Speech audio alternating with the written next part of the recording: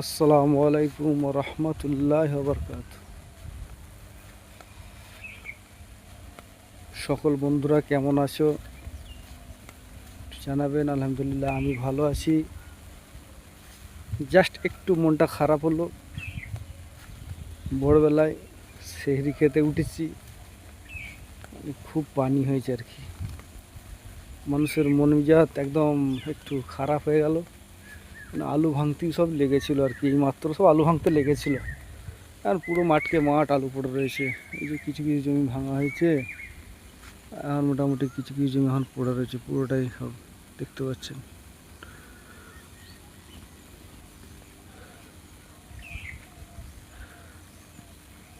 পুরো জমি এখন পড়ে রয়েছে।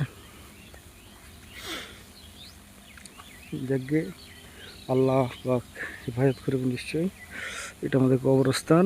আসসালামু আলাইকুম আহলিল কবর। তোমরা সব ভালো থেকো। তোমাদেরকে আল্লাহ পাক জান্নাতুল ফেরদাউস নসিব যেন করেছে, তৌফিক দান করুক আল্লাহ। আল্লাহ তোমাদেরকে জান্নাত নসিব করুক, তার সাথে সাথে আমাদেরকে আল্লাহ পাক জান্নাত নসিব করুক। এটা হচ্ছে আমাদের কবরস্থান পার্সোনালি।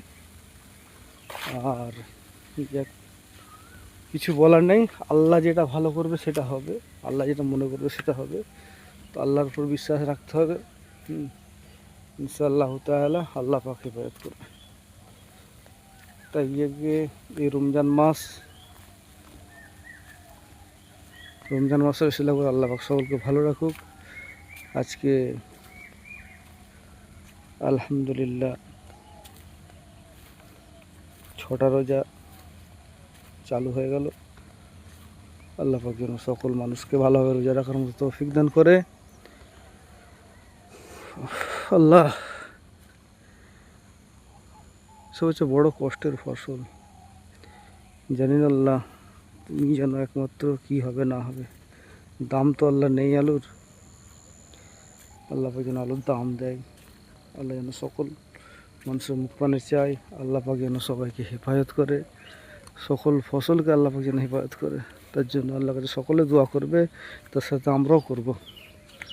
রাব্বুল আলামিন, তুমি হেফাজতের মালিক, তুমি হেফাজত করো আল্লাহ।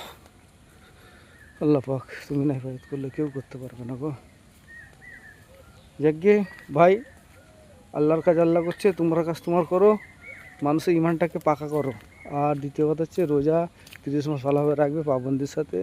আল্লাহ আল্লাহ কথা কইবে, আল্লাহর প্রশংসায় থাকবে। আল্লাহ ছাড়া কোনো মাবুদ আমাদের নাই, আল্লাহই আমাদের সব। তাই বলি আল্লাহর ইবাদত করো। আসসালাম।